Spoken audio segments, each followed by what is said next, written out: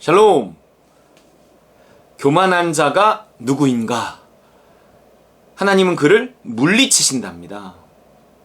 우리가 신에게 가까이 가는데 가장 필수적인 요소가 뭐냐면 교만하지 않는 거란 말이에요. 교만한 자의 특징이 무엇인가? 교만한 자는 스스로 선악을 판단하는 자입니다. 교만하여 저주를 받으며 주의 계명에서 떠나는 자를 주께서 꾸짖으셨나이다. 뭐 이런 말씀 있단 말이에요. 교만하면 주의 계명에서 떠나겠대요. 그 주의 계명에서 떠난다는 것이 뭐냐면 죄를 짓는다는 건데, 죄를 짓는다는 것이 뭐냐면 스스로 선악의 판단을 하며 그 자신의 판단대로 살아가는 것이 그것이 죄예요. 믿음으로 행치 아니한 모든 것이 죄. 오직 믿음. 하나님께서 우리에게 말씀하시는, 성령께서 우리 안에서 말씀하시는, 그래서 우리에게 주신 그 믿음. 그 믿음을 따라 판단하고 순종하지 아니하는 거, 이거 다 죄라는 거예요. 나머지는. 그 내용과 상관없이 그 판단을 내가 했느냐 아니면 나는 오직 믿음을 분별하여 시키는 대로 판단했느냐? 하나님이 이걸 하라고 하시는구나. 그래서 이걸 선택했느냐? 이게 좋아 보이는데? 그리고 이게 이게 옳은 거 아니야? 이걸 선택했어요. 이게 좋은 것 같고 옳은 것 같고 이게 하나님의 뜻 아니야? 이거 다 죄라는 거예요. 나는 그 모든 선악의 판단을 십자가에 못 박고 오직 하나님께 묻고 순종하는 거예요. 그것이 겸손한 자입니다. 하나님은 이 겸손한 자를 가까이 하시는 거예요. 이게 주 앞에서 우리를 낮추는 것입니다. 주님 말씀하시옵소서. 주의 종이 듣겠나이다. 이게 우리가 우리 스스로를 하나님 앞에서 낮추는 거다 하는 거예요. 그런데 이 교만하잖아요. 스스로 선악을 판단하잖아요. 그래서 자기의 선택을 할 뿐만 아니라 이 타인을 바라볼 때도요, 자신의 판단이 거기에 들어간단 말이에요. 어떤 타인의 행동에 대해서 내가 판단하는 거예요. 그리고 내가 정죄하는 거예요. 너 왜 그렇게? 이러는 거야. 내가 기분 나빠하는 거야. 저 재수없이 진짜. 이렇게 되는 거야. 짜증나 진짜. 이렇게 되는 거예요. 그게 어디서 나와요? 내가 스스로 선하게 판단을 하는 것은 나와요. 저 행동이, 저 선택이 잘못된 건지 아닌지, 저 말이 잘못된 건지 아닌지 내가 함부로 판단할 수 없거든요. 왜냐하면 저 사람의 저런 행동과 선택을 통해서 또 하나님이 어떤 결과를 가져올지 우리 모르는 거예요. 저 두고 봐, 어떻게 되나 보자. 이랬는데 오히려 그 선택이 잘된 것일 수 있거든요. 살다 보면 그래요. 저거 아닌데. 이런데 시간이 지났는데 생각지 않은 결과가 오는 거예요. 이거 내 생각하고 좀 달랐네? 내 판단하고 달랐네? 이러는 거죠. 또 알고 보니까 저 사람이 그런 사람이 아니었네? 내가 저 사람의 겉만 보고 또 저 사람이 하는 말과 행동을 보고 내가 함부로 판단했네?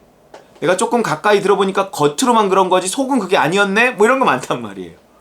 그러니까 우리가 누군가를, 비방은 어디서 나오냐면, 비난은 어디서 나오냐, 그 사람을 내 기준으로 이렇게 판단하는 것에서 나온단 말이에요. 그러니까 스스로 선악을 판단하지 않고 하나님의 판단에 맡기는 사람은 타인을 바라볼 때도 그렇게 함부로 판단하고 정죄하지 않는다는 거죠. 항상 내 판단과 내 선택을 볼 때 내가 믿음을 따라 왜 하나님께서 이렇게 하시지? 아무리 머리로 생각해서는 답이 안 나오는데, 근데 시간이 지나면 점점 그것이 하나님의 뜻이었다는 것이 밝혀지면서 역시 이것은 나의 지혜가 아니라 하나님의 지혜구나, 이걸 알게 되거든요. 그렇기 때문에 내가 겉으로 보이는 대로 판단하지 않게 돼요. 믿음을 따라 판단하는 건 보이는 대로 판단하지 않는 거거든요. 여러분, 믿음의 반대말은 뭔지 아세요? 불신이 아니에요. 보이는 것이에요. 믿음의 반대는 보이는 것이에요. 보이는 것이 얼마나 우리의 판단을 이렇게 흐려놓는지 몰라요. 차라리 눈을 감고 판단하는 게 나아요. 제비를 뽑는 게 나아요. 보이는 대로 판단하지 않고. 얼마나 보이는 대로 판단하면 싸우는데요.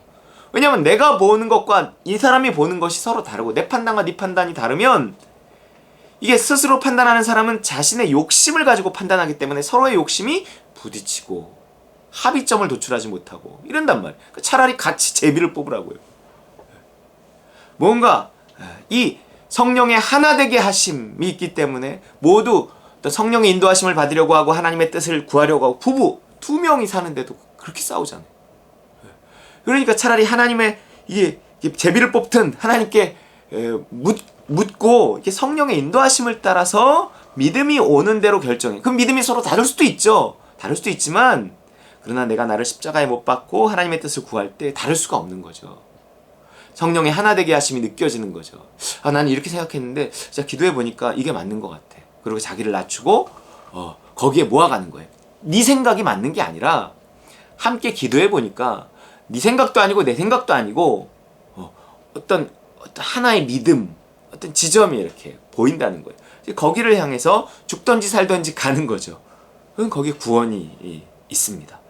이렇게 교만은 스스로 선하게 판단을 하는 거기 때문에 자신의 삶에 스스로 선하게 판단을 하는 교만한 자는 결국 남을 판단할 때도 그렇게 자신의 기준으로 판단하게 된다라는 거예요. 그래서 다툼이나 싸움이 또한 일어나는 거고요. 그러니까 이 주 앞에서 낮추라 그리하면 주께서 너희를 높이시리라, 이 교만과 겸손 그리고 복종과 대적, 하나님을 가까이 하는 거, 주 앞에서 낮추는 거 뭐 이런 얘기를 하다가 11절 형제들아 서로 비방하지 말라. 형제를 비방하는 자나 형제를 판단하는 자는 판단이 비방으로 이어지거든요. 곧 율법을 비방하고 율법을 판단하는 것이다. 네가 만일 율법을 판단하면 율법의 준행자가 아니요 재판관이로다. 내가 판단해서는 안 돼요. 타인의 행동을, 타인의 말을, 타인의 선택을 내가 판단하면 안 돼요. 내가 판단하면 내가 정죄하고 비방하게 돼요. 너 왜 그렇게 했어? 이렇게 되는 거예요. 왜? 그게 뭐 어때서? 에이, 너 그건 아니지. 야, 왜 그렇게 하고 다녀? 너 왜 그런 옷을 입어? 너 왜 그 머리 색깔이 그래? 너 왜 그거 했어? 막 이렇게 돼버리는 거죠. 그러면 이 상대가 잘못하면 죄책감을 갖거든요. 근데 그것이 바르냐 하는 거예요. 나의 판단으로 상대방과 싸우는 것, 상대방을 비방해서 상대방으로 하여금 죄책감을 갖게 하는 것이 맞냐 하는 거죠. 내가 과연 사랑으로 행한 것이냐 하는 거죠.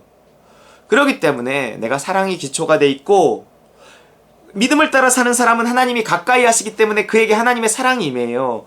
믿음을 따라 사는 사람은 그 안에 사랑이 있습니다. 그러나 자기 판단대로 사는 사람은 하나님이 멀리 하시기 때문에, 교만해서 멀리 하시기 때문에 그 안에 사랑이 없어요. 그래서 스스로 판단하는 사람은 남을 정죄하고 비방하게 돼 있어요. 상대로 하여금 죄책감을 느끼고 하나님에게서 오히려 멀어지게 만들어요.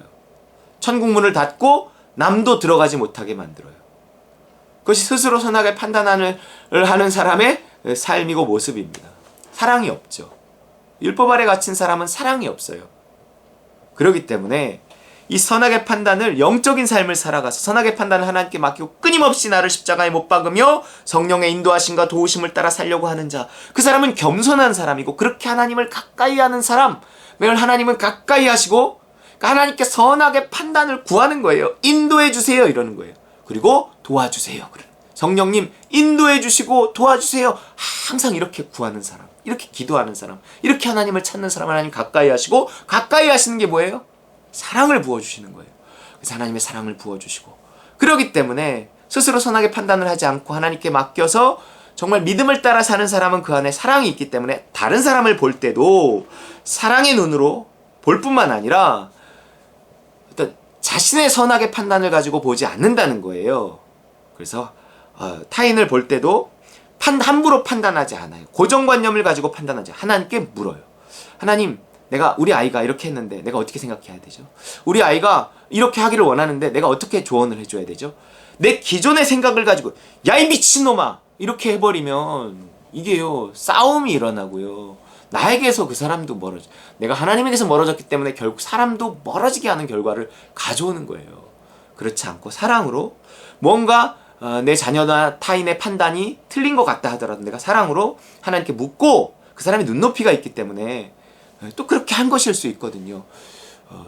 어떤 내 가치관과 달라도, 내 판단과 달라도 이게 뭔가 부드럽게 이야기할 수 있는 거죠. 그래서 권면을 이렇게 조심스럽게 이렇게 해야 되는 거죠.